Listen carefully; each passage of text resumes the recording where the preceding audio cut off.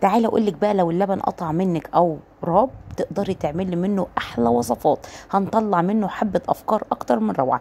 هنعمل جبنة كيري منه تحفة، اكنك بتاكلي حرفيا قشطة، وبدون دهون ولا زبدة ولا سمن ولا زيوت ولا اي اضافة تزود من الدهون ولا الكلام ده خالص. هتعمليها كلها مواد طبيعية وبدون اي اضافة. روعة الروعة. استخدميها بقى في معجنات، استخدميها في سندوتشات، استعدي بقى للمدارس لو باظ منك. تعالي كل اللي حصل كان دول 2 كيلو من اللبن. لما جه اللبن انا كان عندي ضيوف وما قدرتش اقف اغليه، فسبته على الرف في التلاجة شويه، والدنيا كانت في اليوم ده حر جدا. جيت اغليهم بعد كام ساعه كده، بصيت لقيت اللبن فصل مني. وعايزه اقول لك هو كان 2 كيلو، كميتهم 2 كيلو، فعمل كميه شرش اكتر من كده. عايزه اقول لك ان الشرش ده اكتر من روعه. عملت بيه صينيه كيك وصينيه بسبوسه، اقسم بالله روعه الروعه، طريه وقطنيه كده، حاجه كده تحفه. هنا بقى كميه السوائل اللي فضلت فيه ما كانتش كتيره، ففي شفشق الخلاط، شغلنا كله في شفشق الخلاط. هتجيبي شفشق الخلاط، وهنا نقصت منه شويه من المصل ده او الشرش علشان خاطر اقدر اشتغل في الخلاط براحتي. عايزه اقول لك ان الشويه دول استخدمتهم في معجنات عملتها روعه. بصي بقى، في شفشق الخلاط كل الاضافه اللي هتضيفها لي هي 3 معالق من النشا، ودوت متوقف على كميه اللبن اللي بايظ معاكي. هنا اللبن يعني قطع، بس ما فيهوش ولا مراره ولا اي حاجه، اللبن مبص، اللبن كل اللي ما فيها راب بس. بصي بقى الافكار اللي انت تقدري تنفذيها منها في المرحله دي. كان ممكن بدل النشا تحطي معلقتين من الدقيق او 3 4 يعني معلقتين 3 على حسب كميه اللبن من الدقيق، وتضربيهم في الخلاط واصبح معاكي بشاميل. هترجعي على عين البوتاجاز وتحطي له معلقه من القشر، معلقه من السمنه البلدي او زبده ايا كانت بتستخدميه، وتقدري كده تعملي احلى شويه بشاميل حرفيا معاكي قشطه. تضيفي له شويه شوربه براحتك. وهنا في المرحله دي كده معاكي اول حاجه تطلعي منها وهو بشاميل، صوص بشاميل اكتر من روعه. انا مش هعمل الصوص بشاميل، انا هطلع منه جبن. كل اللي عملته حطيت معلقه، يعني معلقتين صغيرين بمقدار معلقه من الشاي ملح، وراعي في اضافه هنعملها. كل اللي ضفناه هنا اي بواقي جبنه عندك، ودي اضافه حرفيا اختياريه. انا كان عندي حتتين من الجبنه تشيدر، وكان عندي حته من جبنه، واي نوع جبنه متوفر عندك. عايزه تحطي موتزاريلا براحتك، عايزه تحطي.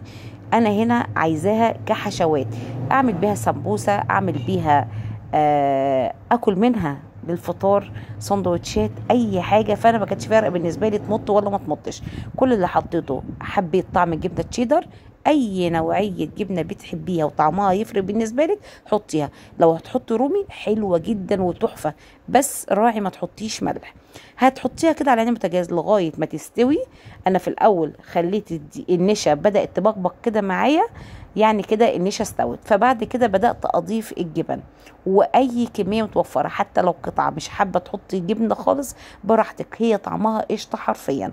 وعايزه اقول لك هتعبيها في علب بلاستيك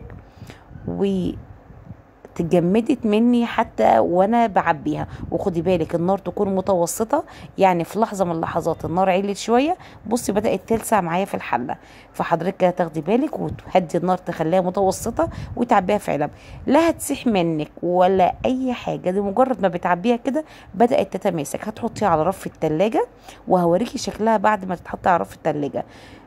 هتقدر معاكي، بصي الكميه بتاعتها تحفه، كميتها ممتازه، طعمها حرفيا قشطه.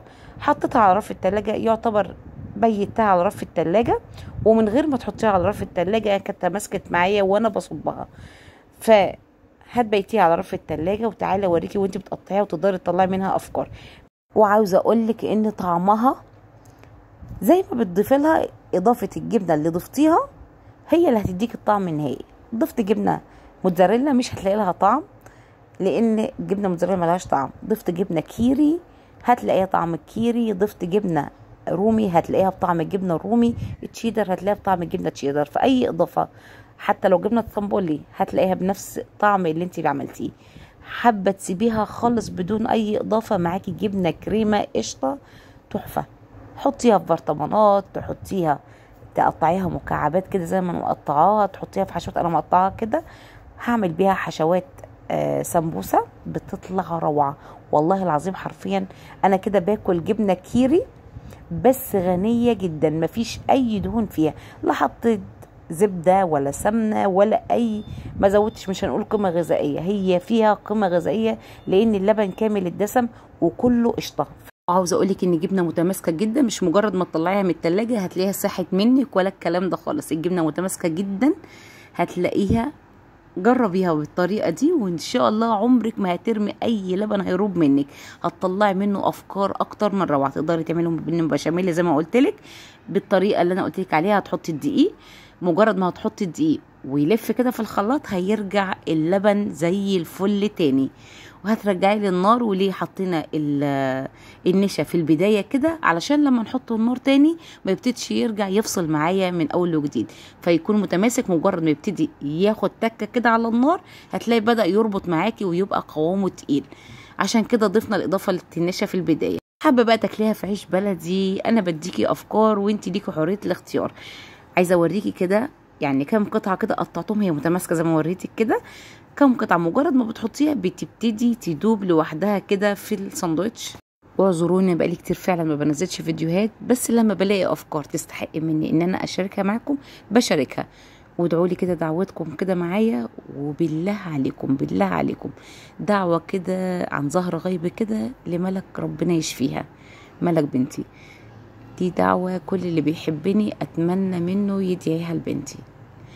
بصي لي بقى هنا طعمها اقسم بالله انا ما بنزلش وصفه غير لما اكون واثقه فيها، وكل متابعيني اللي متابعوني وعارفين وصفاتي ما بنزلش اي وصفه غير لما اكون مجرباها ومتاكده من نجاحها بنسبه 100%. الجبنه متماسكه وحلوه جدا وقوامها اكتر من رائع، واكنك بتاكلي قشطه كده، قشطه مكعب قشطه مش حته جبنه وخلاص. وفري بقى على نفسك، ومش هقولك بوظي لبن، لا انا كان اللبن راب معايا. فلو حضرتك حابه تجربي الوصفه ان شاء الله لو في كيلو لبن واحد ممكن تعمليه اعصري عصره ليمونه، او سيبيه مثلا اللبن معاكي، مش هقولك سيبيه بره التلاجة، لو حطيه على رف التلاجة وبيتيه من غير ما تغليه هيبتدي يروب لوحده، لان درجه يعني اللبن ما بيستحملش. هنا بقى استخدمته بقى، كنت عامله شويه معجنات زي ما قلت لك، شلت شويه المصل دول وعملت بيهم، طبعا مش لوحدهم، زودت معايا شويه من الميه وعملت شويه معجنات كده. مش هقولك باختراعات كتير ولا حاجه، شويه ميه ودقيق وشويه خميره، وعملت بكيلو واحد بس عملت شويه معجنات كده للفطار. عملت رغيف من التوست كده، احلى فطار هتعمليه في البيت بحاجات بسيطه جدا.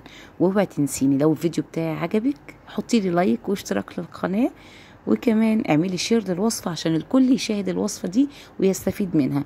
ودمتم في رعايه الله، ونتقابل في فيديو جديد ان شاء الله، وسلام.